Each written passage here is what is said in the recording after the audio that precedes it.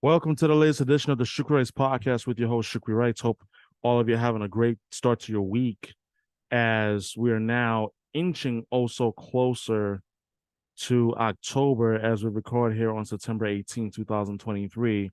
And a lot has happened over the last few days, especially over the weekend, in which that I figured that today would be a good time to talk about it as much as I possibly can within this 30-minute window that I have. But I typically would start with football. Football, obviously, being king in this country, I would absolutely make it a point to talk about. I'm going to get to that a little later in the podcast, but I actually want to talk about hockey to start this one because there was a major story that took place or that had been happening over the last several days, but the big news breaking over the weekend, Mike Babcock, head coach of the Columbus Blue Jackets, out as the head coach of the Columbus Blue Jackets after the findings of the NHL Players Association into investigating his behavior between himself and some of the younger players, including Captain Boone Jenner, found him to be pretty inappropriate when it came to asking him and some of the other players to look at photos on their phone and then playing it via AirPlay. It just, that in itself sounds absolutely, utterly insane. What is a grown man doing asking to see another man's phone just to see photos of what they had? According to Mike Babcock, he wanted to find out what kind of man they are, what kind of man or is he going to be coaching this upcoming season. So let me understand this correctly. You want to find out the caliber of men that you have on your team by going through their phones and violating their privacy. What planet do you come from, Babcock or Barbaric? Because that makes absolutely no sense. You want to find out what kind of men you really have. You find it out during moments of adversity, during times of adversity. Your team is not playing well. Your team is having a bad night, and they're getting their doors blown out by a better team. Let's say like by the Tampa Bay Lightning or something. You're down 5-1 going into the third period. You find out what kind of men and what kind of team you have then, not by going through their phone. What exactly does that accomplish? You basically plan to see that I have a head coach who is absolutely psycho and must know every bit of detail in my life in order to try to get the best out of me. Meanwhile, you accomplish the complete opposite by mere fact that he don't trust me. He wants to see what I have on my phone. Let me ask you this question: what if he had inappropriate photos that he was sending between him and his partner? What then? What then? It's none of your business. But yet, you wanted to make it about you and laying down the law. Now, you are wondering at home somewhere, I don't even care where you are at this point in time, what's next? What's next for you? What is next? Because let's be frank, I don't even think he'll coach again in the NHL. I don't think he should coach in the NHL again. There was a reason why that he was let go as head coach of the Toronto Maple Leafs. There was a reason why he was let go as the head coach of the Detroit Red Wings, despite having won a Stanley Cup. There's a reason why that despite his wrongdoings, he was still considered for a head coaching job, something that he should not have been considered for in the first place. Why? Is it because that the pedigree, he's a hard-nosed coach, this is a guy that's won before, he has done it before, he has been successful in Detroit or in Toronto? Is that why? Or did you decide to purposely run through red lights as if that you didn't think you were going to run into oncoming traffic such as player complaints, toxic locker room, toxic work environment, all in which that you said, you know what? I won't be hit by any of those. Nope. You got T-bone at the intersection of reality and perception. And oh, by the way, that last part, social media. Social media. Because let's be real, social media played a huge role in the upheaval and in the uproar out in Columbus. Because I'm going to call it exactly as an uproar.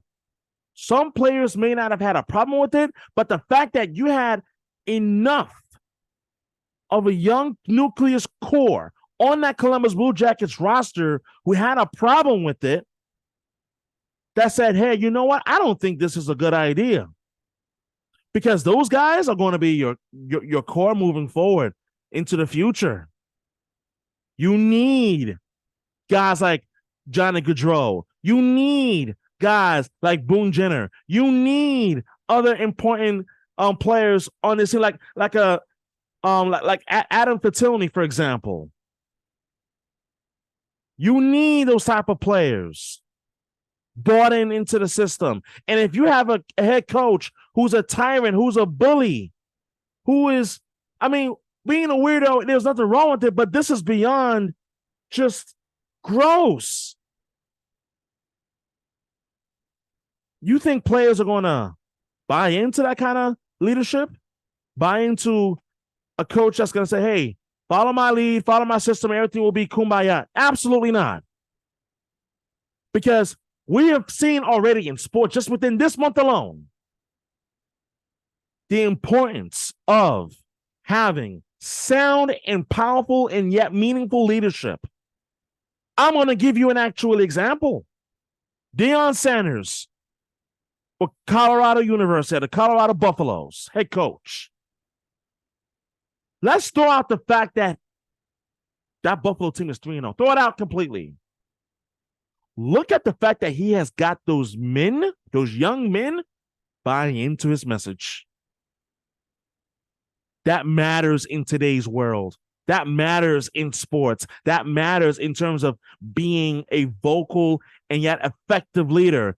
People who will happily follow your lead, not because they're doing it blindly, but because they believe in the message that's being delivered to them. What kind of message did Mike Babcock deliver to the Columbus Blue Jackets players by asking for their phones? There's at least 1,000 other ways you could have gone about it. But you chose to say, you know what? I want to see what kind of man you are because I want to look through your phone. Really? You expose yourself in the process of revealing what kind of person you really are. Forget head coach. You're a psychotic head coach. You showed everyone else on that team and in that organization and across the NHL that this is a man who did not learn his lesson. He is not to be trusted. So congratulations. There's a very near and dear price to be paid, and you're being paid right now by the fact that you are basically fired. Forget the PR BS. Forget the, it was made to be looked as if that the Columbus Blue Jackets has some sort of an exit strategy. No, you were fired. They wanted to put lipstick on a pig, but you were fired because you wanted to be an idiot. You were fired because you didn't learn your lesson. And at the end of the day, it wasn't about you. It was about the fact that you overstepped your boundaries. And you basically showed that you are not to be trusted at all. And then there's another part to the story that I want to talk about. And it deserves a lot of attention on this, actually. Paul Bissonnette, who I had the privilege of actually have had met him in person at a Bruins viewing party 2 years ago while I was living in Boston at the time. He was the one that broke the story on the Spittin Chicklet podcast for Barstool Sports. When the story first broke, the vitriol and the criticism and the damnation by media included was so loud and so palpable that even a member of the Hockey News thought it would be a great idea to throw to throw a lit match into a tin of gasoline and thinking that it wasn't going to explode at some point. Bissonnette, Ryan Whitney, and I'm sure the entire podcast, including RA, great guy, had the chance to meet him and all. Awesome dude. Mike Grinelli, who I've had the chance to interact with on social media and whatnot, they all received some serious criticism for that. And you know what's funny? What's truly funny about vindication is that when the truth actually did come out and prove that Paul Bissonnette was in fact correct, guess what happened? Oh no, you were right. I myself even tweeted, said, you were absolutely right. Because I didn't say anything much at all. I didn't say anything on the podcast. I didn't say anything on social media about it because there is still so much that needed to be revealed, that I needed to learn about this situation before I even made any sort of comment on it. And then the one person who was loud about it the most gave the most backhanded, half-assed apology you could have given. Biz was right, but I hope he uses that same energy to address other toxic matters in hockey. How backhanded and how half-assed of an apology can you possibly be when you practically slammed that podcast and slammed the people who are part of that program? Why and for what reason? And this is part of the reason why I have such a huge problem with people, and I'm making this point because I don't even give a damn who it offends. I have a major problem with people who want to point fingers without any sort of like hardcore proof or without any sort of a doubt fact, just for the mere fact of, oh my God, their perception goes before their own reality. You attacked, and so many others, you attacked them because of the fact that it's a Barstool Sports pod. What do those guys know?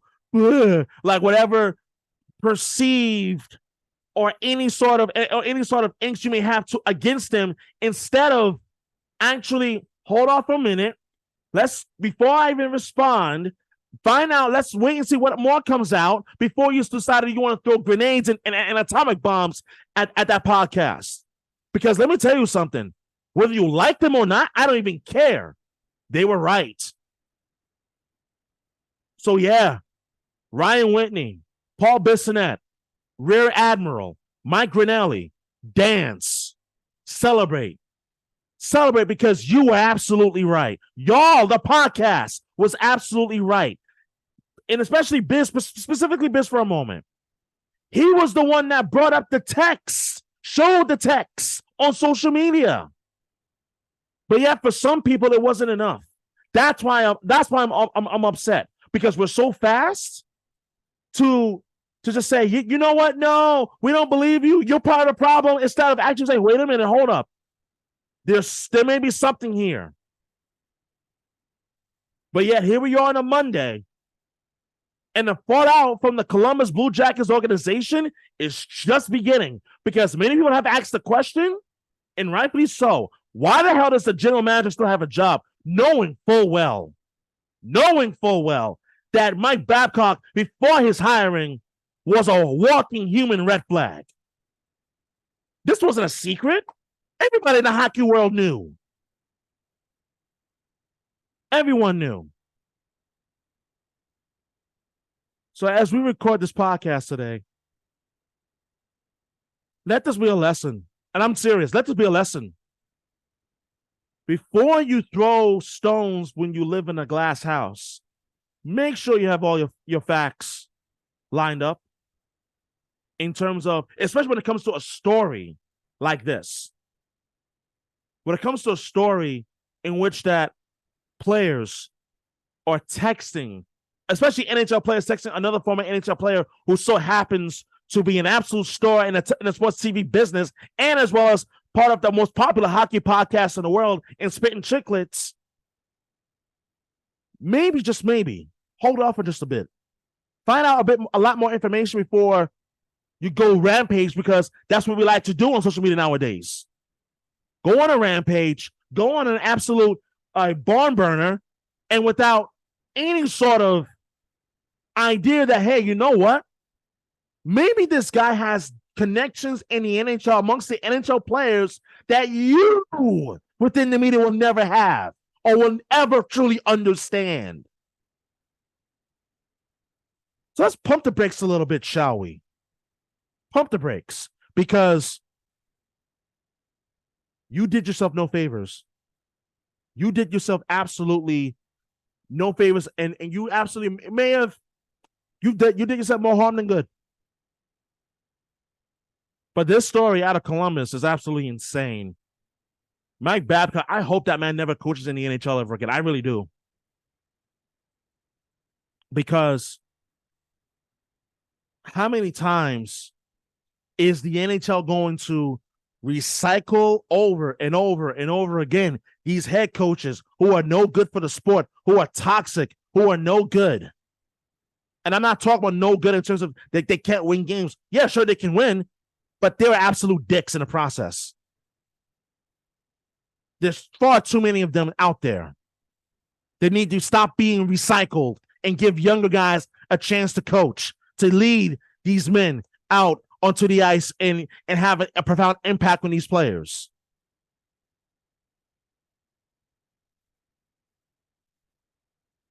Crazy, isn't it? Huh. I tell you. What a story. And just when you think that this may be the end of it, I don't think this is the end of the story at all. I think there's more that's going to come out from this. But you know what? Shout out to the Spittin Chicklet pod. As I said, Paul Biz, you're a rock star. You're a solid one for even breaking the story to begin with. And you deserve all the flowers that's going to come your way. Now, in the coming days, in the coming weeks, I'm sure, especially as we are now getting closer to the start of the NHL regular season. Just 3 weeks away, by the way. 3 more weeks. So congratulations. Job well done.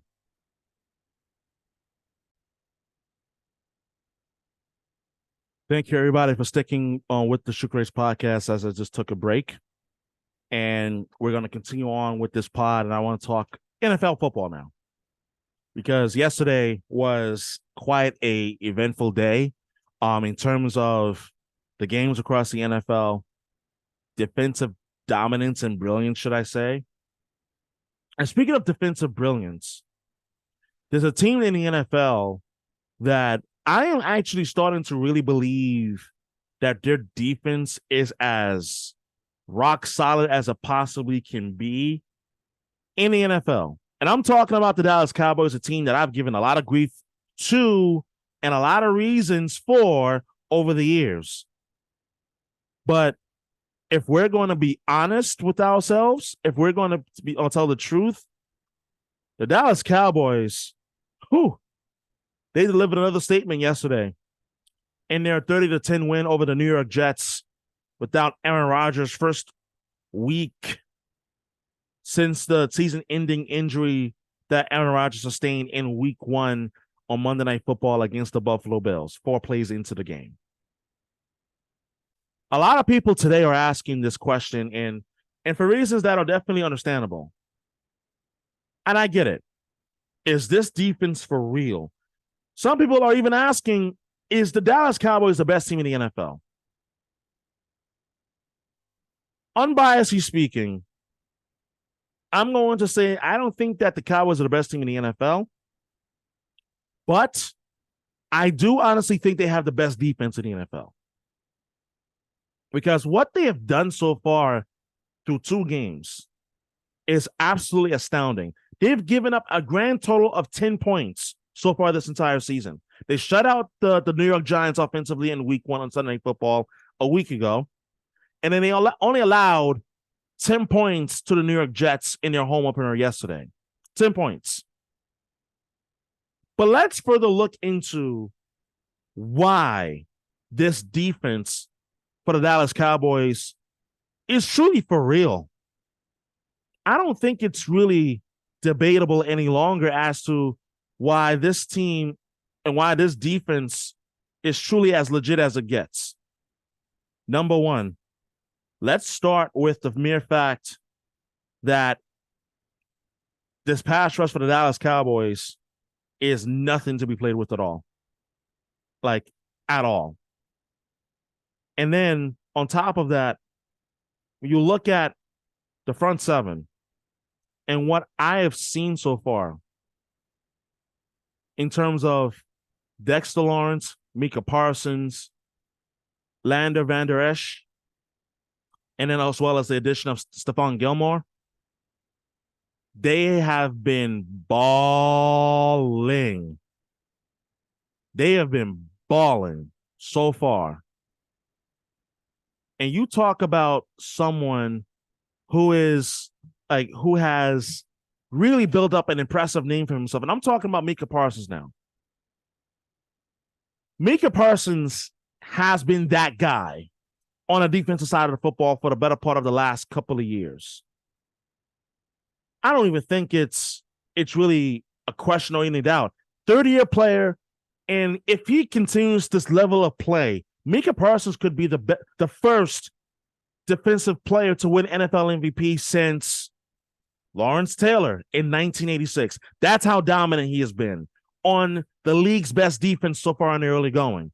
Yes, it's 2 weeks into the season, but as I said, the front seven, outstanding. The secondary, let's talk about the secondary, because, ladies and gentlemen, let me tell you something. Trevon Diggs is a problem at corner.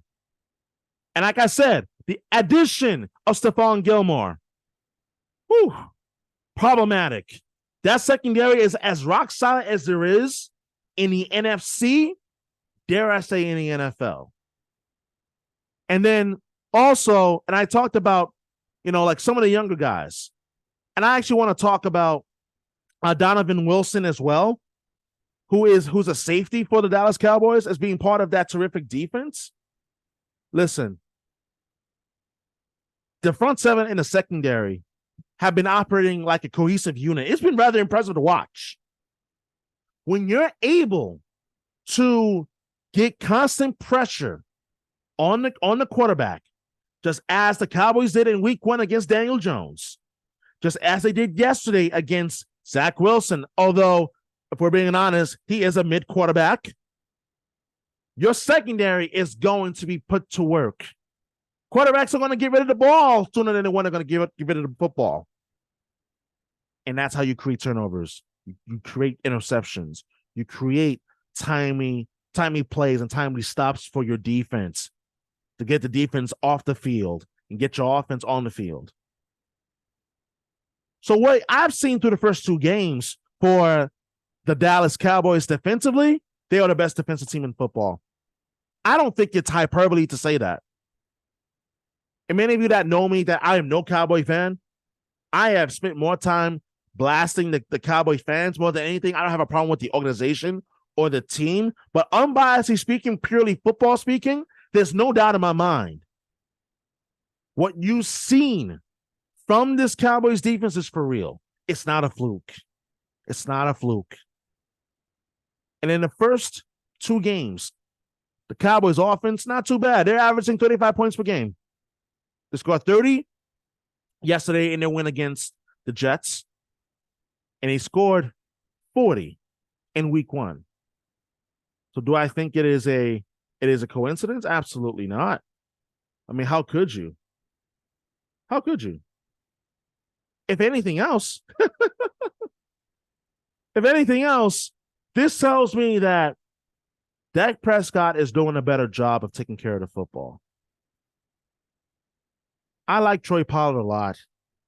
I mean, he has been a beast of a running back for this Cowboys running game, in which that the Cowboys for a number of years have had a pretty solid offensive line by and large part.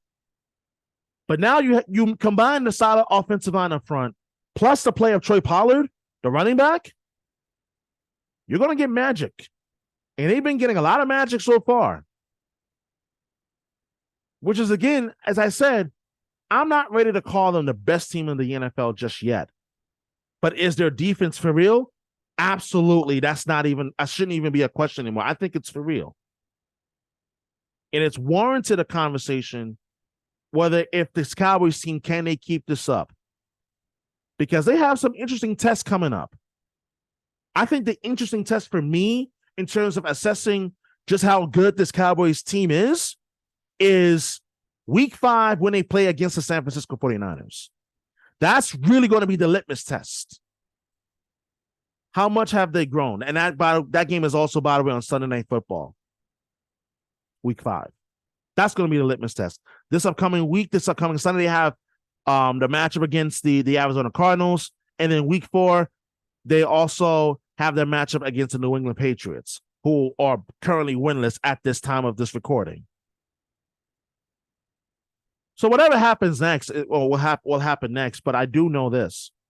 There's no question in my mind that the Cowboys have the best defense in the NFL. And if they continue to produce offensively and continue to play consistently on the offensive side of football, we can, in fact, have a conversation. But right now, despite not having looked like it, I think the Eagles are the best team in football, although they haven't really looked like it in the first 2 games, despite them being also 2-0. But the fact of the matter is, they haven't looked like the dominant Eagles team that we've seen from last year. The Cowboys, on the other hand, they've looked dominant, both offensively, but especially on the defensive side of football, where that's really been the big story for them so far. So we'll have to wait and see what happens, especially over the next 3 games in which that the Cowboys will face the Cardinals week 3, the Patriots week 4, and as well as the Niners in week 5.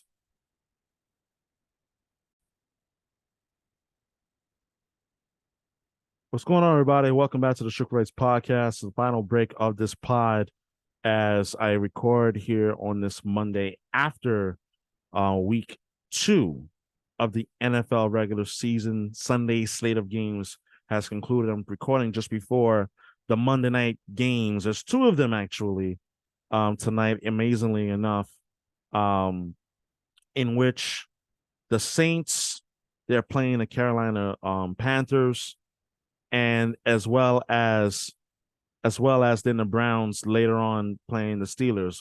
First game is starting at 7:15 kickoff. That's on ESPN, and as well as Browns Steelers 8:15 kickoff on ABC.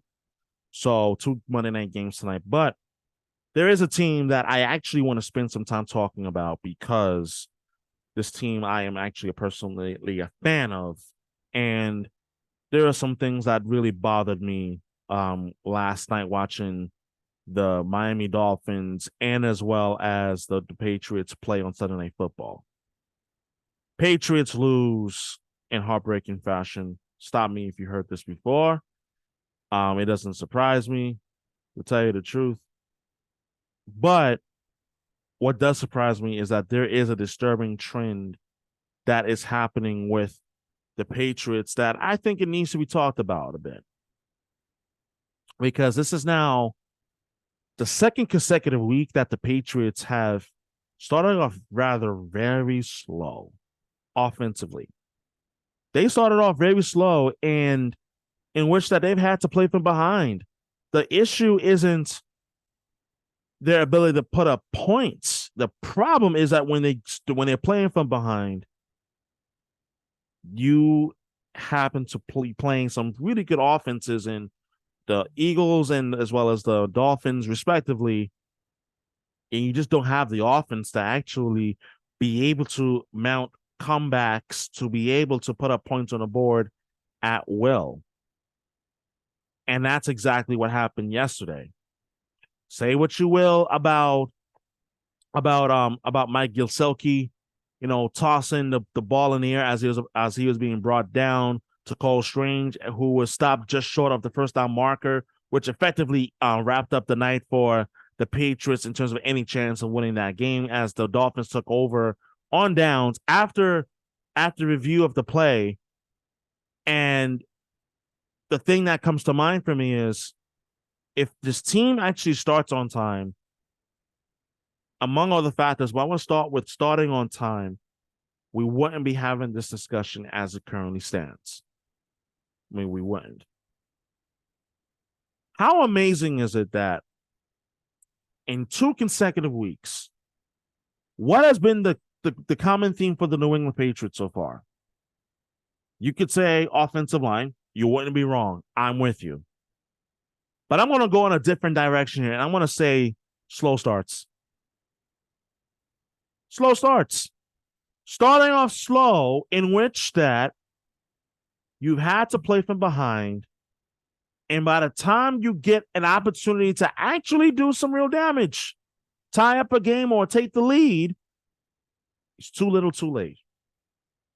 If you may remember, week 1 against the Eagles, the Patriots fell behind 16-0. And before they headed into halftime, the Patriots scored on 2 consecutive drives to make it 16-14. Obviously, we know the Patriots fell short 25-20 in that one. Last night, the Patriots fell behind to the Dolphins, this time 10-0. 10-0.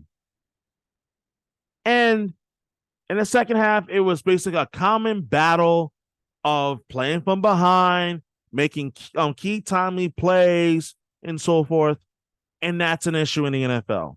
When you don't have a good offense, an offense in which that it is average at best, and that's probably putting it very nicely, average at best, it's a recipe for disaster. Point blank. When you have an offense that does not have a true number 1 receiver, oh, that's right. The Dolphins on the other side, they have 2 number 1 receivers, Tyreek Hill and Jalen Waddle. 2. The Patriots, they don't have one. We don't have a number 1 receiver. You become very predictable to defend. And that's what happened. The Miami Dolphins defense, they played a solid enough game where, by and large part, they knew when to blitz. They knew that they had guys in the secondary, a.k.a. Xavier Howard, who picked off Mac Jones in an ill-advised throw that he made last night to make plays. And this is why I am concerned about the New England Patriots after 2 weeks. If you were listening to me back in Boston when I was doing the radio show on 91.5 WMFO, and I have told friends this even in private off social media, that it would genuinely not surprise me if the Patriots started off 0-4. It wouldn't surprise me. Right now, as it currently stands on this Monday, we're halfway there, and the Patriots have yet to win a game. And then, oh, by the way, they got the New York Jets on Sunday. In a game that was supposed to have much more hype and much more hoopla because the Jets getting Aaron Rodgers. But now that he's done for the season, it doesn't have the same juice. But it's always fun when the Jets and Patriots play each other. Always. It doesn't have the same fire. It doesn't have the same headline grabber where like you could look forward to this match and say, you know what, Aaron Rodgers, man, we're going to have to game plan against him. But instead, the Patriots have to worry about game planning against Zach Wilson. Does that make you feel any better? Personally, not really. Cool. They can game plan against Zach Wilson, but let me tell you something. If the Patriots still have issues starting on time, being able to get anything going offensively, and the defense for the Patriots has to stay on the field longer than they should, then it's going to be a long afternoon, period. And then, oh, by the way, there were times in which that the Patriots secondary got burned in the air. Point the finger at whoever you want to point the finger at. Fine. But understand this. Understand that the secondary of the New England Patriots are going to be tested again on Sunday. Because Garrett Wilson is one of the best young receivers in the league, top 3 right now. Despite not having Aaron Rodgers as a quarterback, he's still a threat if you're not careful. Breece Hall, one of the best young running backs in the league, when healthy. Patriots front 7, they're going to have their work cut out in order to contain him. Good luck with that. And then last but not least, the offensive line. Because I said it on social media on Sunday night during the game, and I'll say it again here in the pod. Mac Jones was not the reason why the Patriots lost to the Dolphins. It's the offensive line. And many people will say, well, they have half of their starters that are injured right now. True, but it doesn't negate the fact that the offensive line has been a problem, regardless of who's in there. You ain't got to like what I'm saying, but if your team has injuries, every team in the NFL has injuries, and the players that are coming in to step in can't step up and get the job done, there's a problem. And that was the Patriots offensive line last night. Yet again, constantly Mac Jones had to run around as if he had his head on a swivel. Constantly, Mac Jones had to worry about getting the ball out quicker, something that he struggled with last night at certain point in junctures during the game. So, say what you will, say what you want. The Patriots right now, through this first 4 game of the gauntlet of the season, not good because, ladies and gentlemen, they got Dallas in week 4. Not looking too far ahead after the Jet game this Sunday, but they got Dallas coming up right after. And Dallas, as I was talking about earlier in the pod, their defense is for real. Their defense is problematic. And right now, with a pedestrian offense and an offensive line that isn't protecting Mac Jones the way that he should be protected, it's going to be a long afternoon. Oh, by the way, the Jets defense ain't nothing to be sneezed at either. So if the offensive line continues to struggle the way that it has in the first 2 games, it is going to be trouble for the Patriots offense on Sunday against this Jet defense that is still pretty damn good, and as well as against Dallas in a couple of weeks in which that, let's face it, let's be honest. Both teams respectively, elite pass rush. Patriots offensive line, average, mediocre play so far. Excuses or not. So say what you will. But the Patriots right now, they are in a world of trouble. And as I said during the summer, and I'll say it again now, it would not surprise me if this team started 0-4. And I'll end it on this point here. Teams starting out 0-2 in NFL history do not have a great track record at all. The Patriots haven't started 0-2 themselves since 2001, and that was when they had some guy named Tom Brady as their quarterback, like first-year starter, second-year player. They won the Super Bowl. But here's the real kicker. The last NFL team to have started 0-2 and gone on to win the Super Bowl. Who was it? It was the 2007 New York Giants. So history, it's not on their side. And if they fall to 0-3 on Sunday, you can pretty much kiss the season goodbye and really start having some major conversations in New England in regards to what is the issue with this organization? Does the philosophy need to change? And what needs to be done moving forward? Because this isn't working. This is not working so far. Season's not over today. It's not over.